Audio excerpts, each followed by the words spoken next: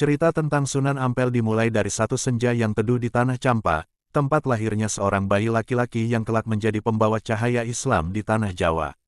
Nama kecilnya Raden Rahmat, putra dari Maulana Malik Ibrahim dan seorang putri bangsawan Campa.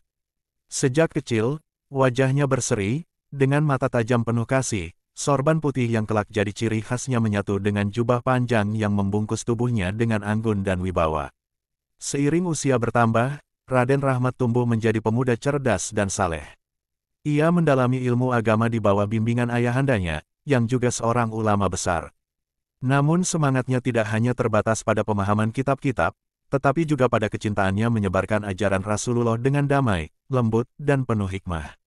Ayahnya memberi amanah sebelum wafat, bahwa Islam di Nusantara akan tegak melalui kelembutan hati, bukan pedang. Maka, Raden Rahmat mengemas semangatnya dalam perjalanan jauh, menyeberangi lautan, menuju Tanah Jawa, negeri leluhur ibunya, untuk memulai dakwah suci yang akan mengubah sejarah peradaban.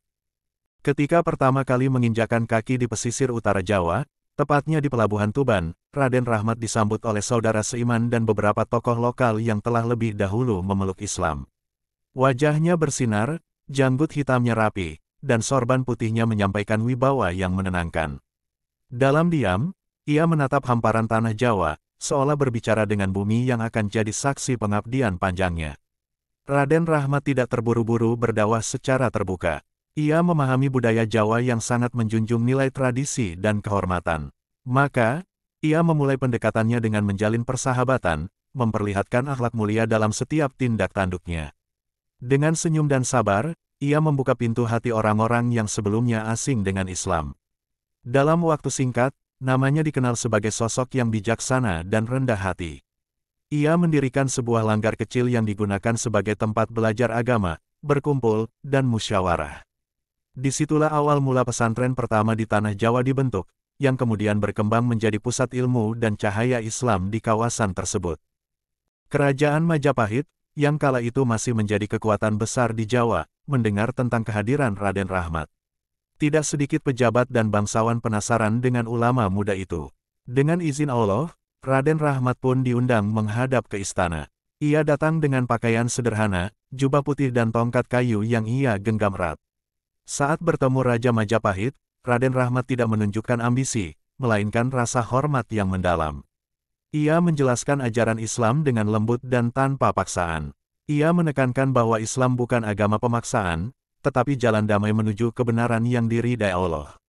Ucapan-ucapannya yang teratur dan tatapannya yang jujur membuat raja terkesima.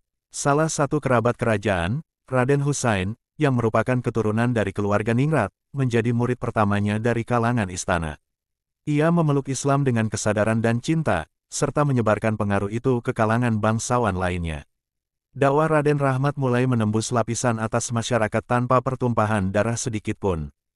Tahun demi tahun berlalu, Raden Rahmat membangun pusat dakwah yang kokoh di Ampel Denta, Surabaya. Disitulah ia mendapatkan gelar Sunan Ampel, sebagai bentuk penghormatan masyarakat terhadap ilmu, akhlak, dan dedikasi dakwahnya. Ia mendirikan masjid yang menjadi saksi dari ribuan hati yang terbuka terhadap cahaya Islam.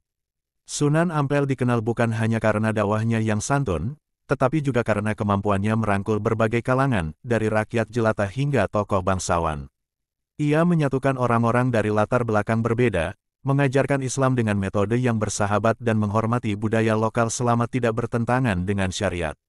Di pesantrennya, ia membimbing banyak murid yang kelak menjadi tokoh besar, seperti Sunan Bonang, putranya sendiri, dan Sunan Giri. Ia mempersiapkan mereka dengan ilmu yang mendalam dan misi dakwah yang jelas, menegakkan Islam dengan kasih sayang dan kebijaksanaan. Pesantrennya menjadi pusat kaderisasi para wali masa depan. Pesantren Ampel Denta berkembang pesat, tak hanya mengajarkan fikih dan tauhid, Sunan Ampel juga mengajarkan akhlak, adab, dan seni berdakwah. Ia melatih para santri agar dapat menyesuaikan diri dengan masyarakat, menggunakan pendekatan budaya untuk menyampaikan Islam. Wajahnya yang teduh dan tutur katanya yang lemah lembut menjadikannya panutan sejati. Sunan Ampel tidak pernah memaksa siapapun masuk Islam. Ia memahami bahwa hidayah adalah hak Allah. Tugasnya adalah menyampaikan dengan sebaik-baiknya. Karena itu, setiap orang yang datang ke pesantrennya merasa dihormati dan diperlakukan setara. Ia membuka ruang dialog, menjawab pertanyaan dengan sabar, dan memeluk saudara baru Islam dengan hangat. Dalam masyarakat yang penuh ketegangan antara kepercayaan lama dan ajaran baru, Sunan Ampel menjadi penengah yang menyejukkan. Ia menghormati tradisi, tetapi perlahan menggantikan praktik syirik dengan ibadah yang benar. Banyak tempat pemujaan diubah menjadi masjid, dan pertunjukan rakyat diberi ruh Islami, seperti wayang berisi kisah para nabi. Sunan Ampel juga dikenal sebagai pemimpin yang sangat memperhatikan umat. Ia berjalan kaki menyambangi desa-desa, menengok warga yang sakit, dan membantu fakir miskin. Dalam jubah putihnya yang telah pudar warnanya karena sering digunakan, ia tetap terlihat berwibawa. Tongkat kayunya menjadi penopang tubuh yang mulai menua, namun semangatnya tak pernah surut. Ia memperkuat ukhuwah Islamiyah dan menanamkan pentingnya keadilan dalam pemerintahan. Banyak penguasa lokal datang meminta nasihatnya dalam menyelesaikan konflik. Sunan Ampel tak mau terlibat dalam perebutan kekuasaan, tetapi ia hadir sebagai penunjuk jalan bagi mereka yang hendak menegakkan kebenaran. Ketika Islam mulai menyebar kuat di pesisir utara Jawa, Sunan Ampel memperluas dakwah ke daerah-daerah pedalaman. Ia mengutus murid-muridnya untuk membawa ilmu dan kasih sayang.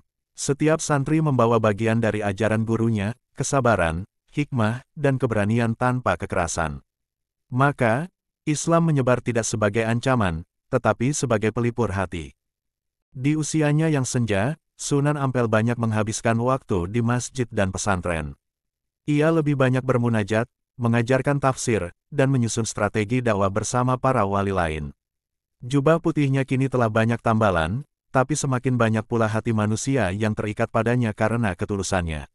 Sunan Ampel dikenal dekat dengan para wali Songo. Ia bahkan dijuluki sebagai penggagas Majelis Wali Songo, karena ialah yang menyatukan visi dakwah Islam di Jawa dengan penuh kehormatan. Dalam pertemuan-pertemuan Wali Songo, dialah yang seringkali memberikan arahan dan masukan, namun tak pernah menunjukkan keakuan.